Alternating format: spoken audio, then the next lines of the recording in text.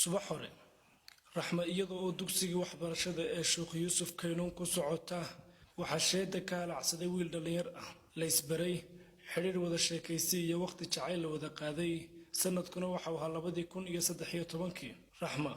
barnaamijka qiso iyo qiro iyada oo u waramaysa waxa ay ugu horreyn ku bilowday magacaygu waa Raxma Ismaaciil Maxamed waxaan ku dhashay ku soo barbaaray kuna soo koray magaalada Burco waxbarashadeeda intii badanaydna waxaan ku soo qaatay magaaladaas haatan waxaan joogaa magaalada madaxda caasimadda Somaliland caasimadda Hargeysa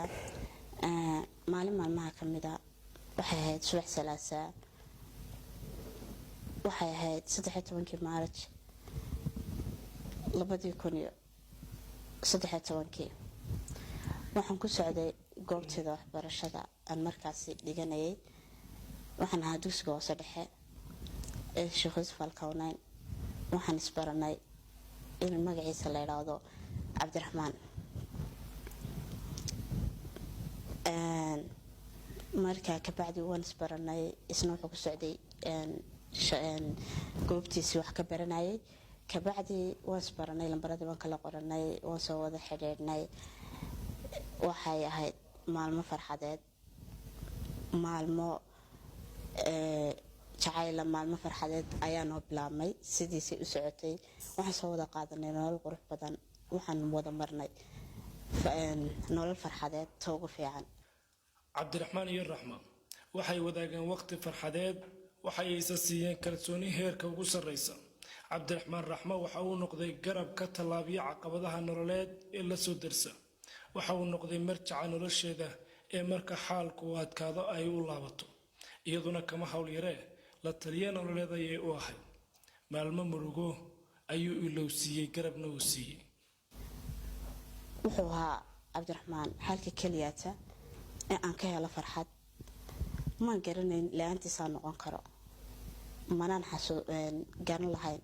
saan noqon lahaa laakiin waxa la soo gaaray 2014 waxa igu geeri ku timi qof ka mid ah familkayga oo dadkii ugu qaalisanaya wuxuu ahaa qofkii kaliya iga meeray murugada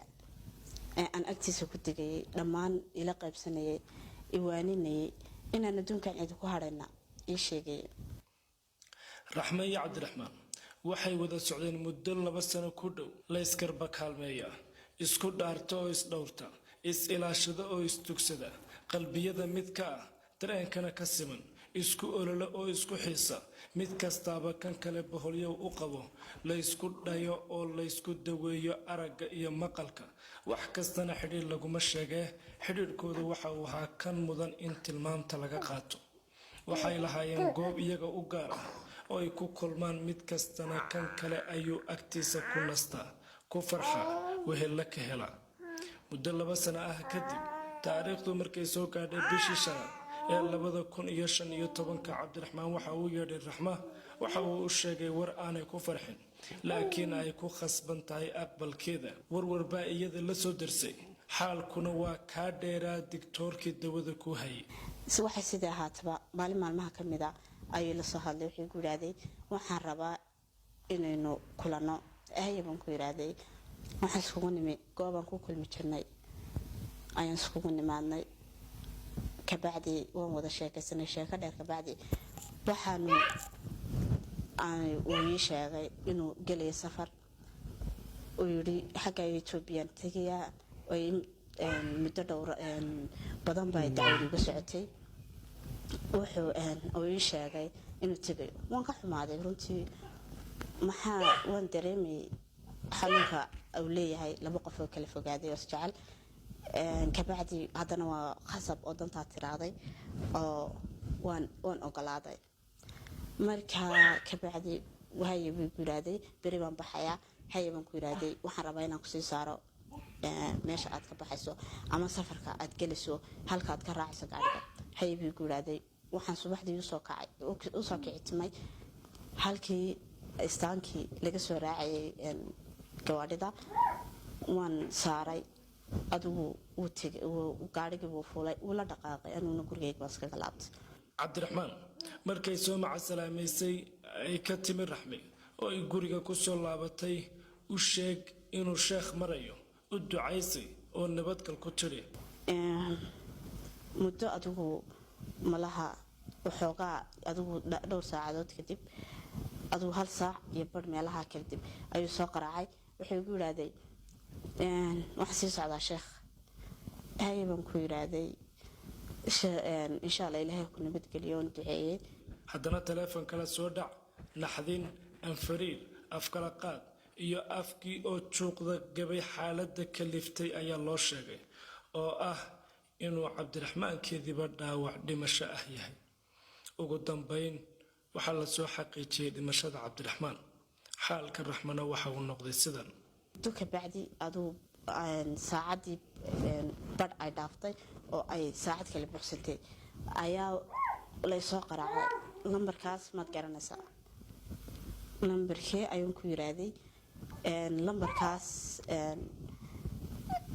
waxa ugu dambeeyay qofku soo qaraacadiga ugu dambeeyay marka ma garanaysaa qofkaas haaban ku yiraahday waa dhaawac waxaana loo maleynayaa inuu yaalo inuu waliba yahay dhimasho ka bacdi wanahay waxaan sameeyay garawayay waxaan is iraahday horta mobilka mujigoor iga dhacay meeshii waan ku miir doorsoomadu muddo bar ahban meeshii jiifay waan iskala garanayaa laakiin ma hadli karo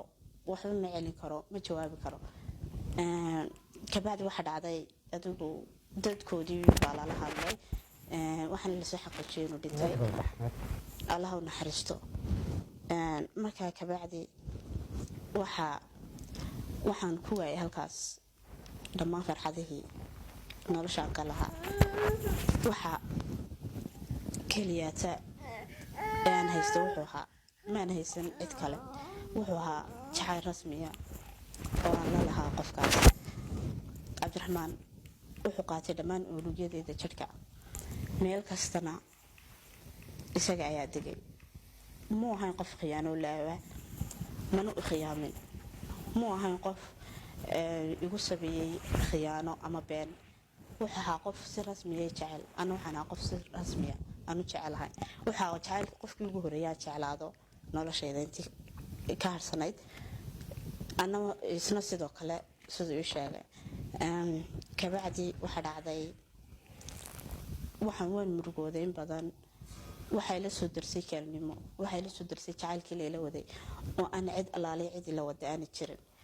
ma aha qof cileeyay oo qof kale iga raacay waxa ka fiicnaan lahayd malaha inuu qof kale iga raaci lahaa oo aan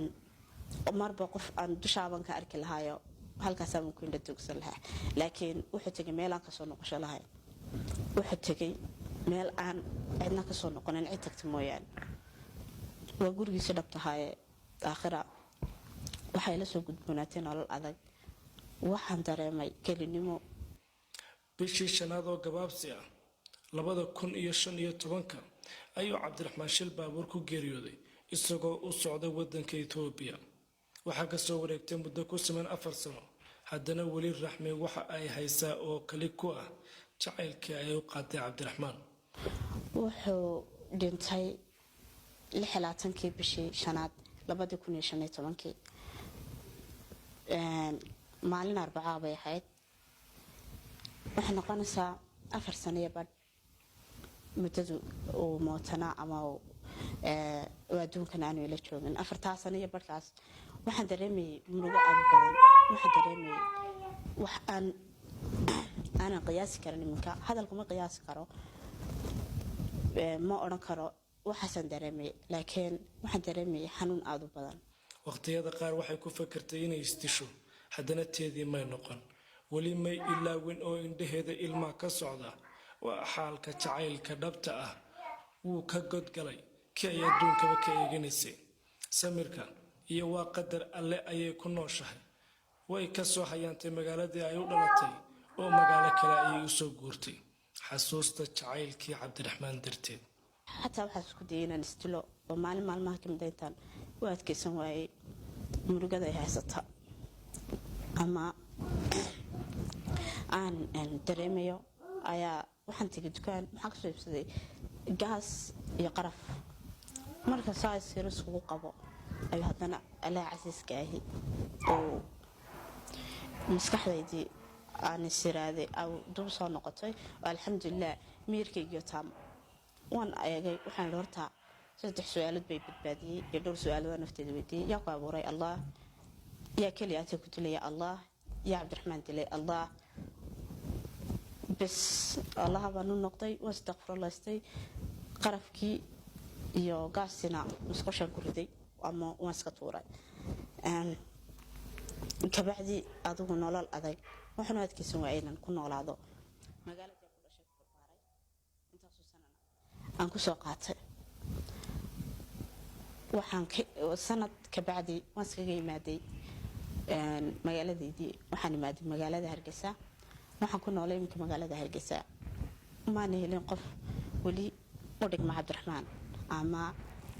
aan oran karo halkiisii ayuu taagan yahay alxamdulilah muxuu noloshaydu waa noolahay waana faraxsanahay laakiin niyadayda maalinta ay jabtay wali way jaban tahay waanay burbursan tahay walina waan in badan waxaan isku dayay inaan iska is-iloosiyo laakiin qofka jacayl ma ilaabisid waxaad ilaabisaa qof aanad dan ka lahayn waxaan dilaabisaa qof aanad rajo iyo himilo ka lahayn laakiin qofaad si dhab ah u jecesha ma ilaabisid waxaan isku dayay in badan ilaaba laakiin ma ilaabi karo waan iminka alxamdulilah niyaddu fiican tahay caafimaadkayguna waa taam waxaan ugu ducaynayaa allah casiiskaaye inuu jannadii ka waraabiyo anigana qalbigaygii iminka baa waan fiicanahay laakiin uu iga sii maydho oo uu iga sii maxandhaayay reebo intii kale oo qalbigayga taam ii noqdo ayaan ugu ducay isna waan u ducaynayaa markastana waan u duceeyaa